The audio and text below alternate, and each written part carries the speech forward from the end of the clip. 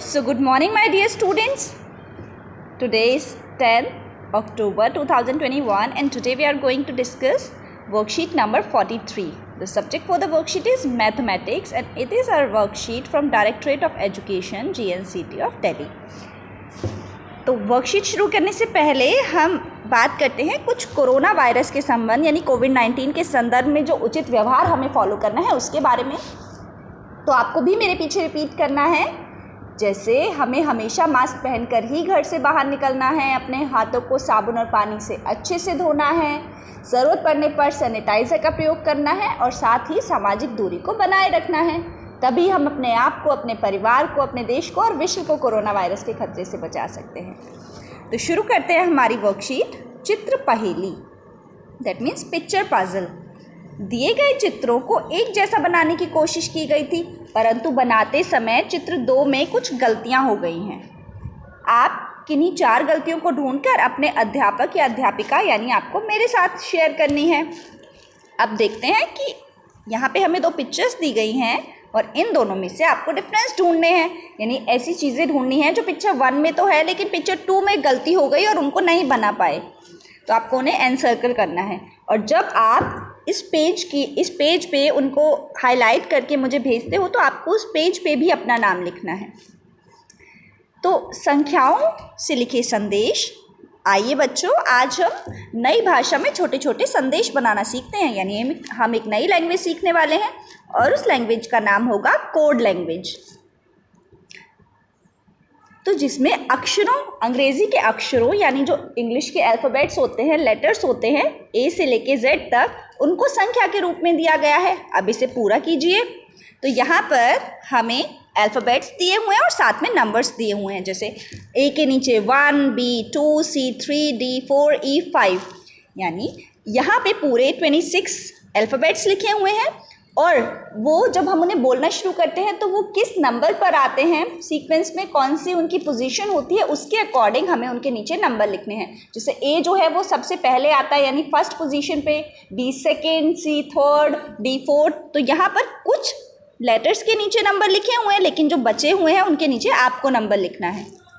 तो हमें पता चल जाएगा कि अगर हमें किसी लेटर को लिखना है तो उसका नंबर कौन सा होगा। फॉर एग्जाम्पल अगर ई लिखा है तो ई के नीचे लिखा है 5, तो ई हमारा 5th नंबर पे आता है। और अगर जेड लिखा है तो जेड के नीचे लिखा है 26, यानी अगर कहीं 26 लिखा है तो हम समझ जाएंगे कि उसका मतलब जेड है, और अगर कहीं जेड लिखा है तो हम समझ जाएंगे कि उसकी जगह हमें 26 यूज़ करना है।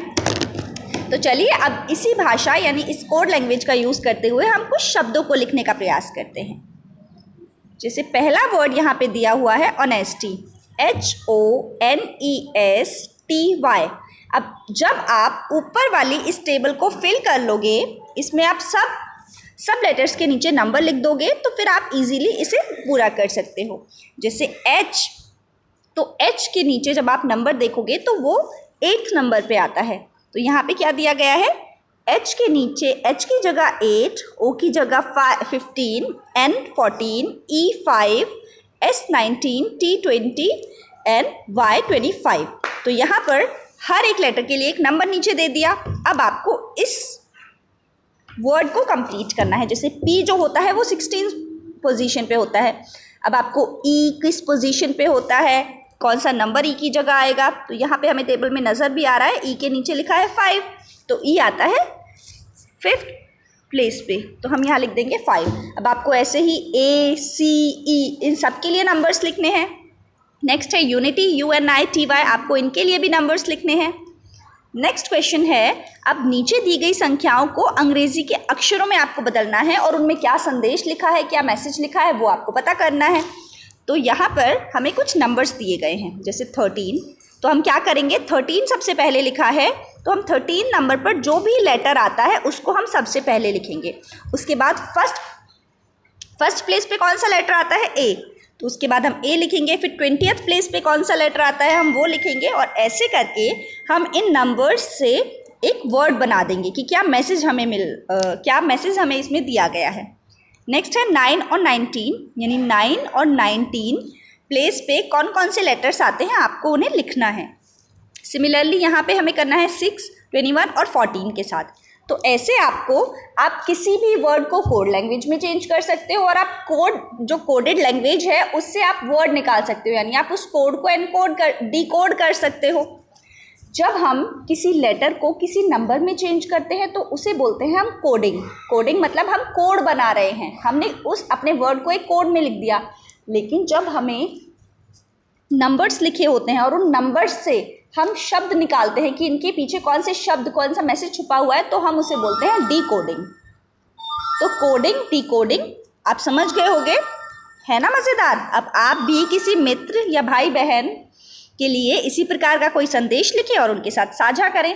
और आप एक मैसेज मेरे लिए भी लिख सकते हो, यानी आप मुझे जो बोलना चाहते हो आप वो कोड लैंग्वेज में मुझ तक पहुंचा सकते हो, ताकि मैं उसे डिकोड करके पता लगा सकूं कि आपने मेरे लिए क्या मैसेज भेजा है। तो ये जो मैसेज है वो आप अपने भाई बहन, फ्रेंड, अपनी टीचर, अपने पेरेंट्स, किसी के लिए भी लिख सकते हो।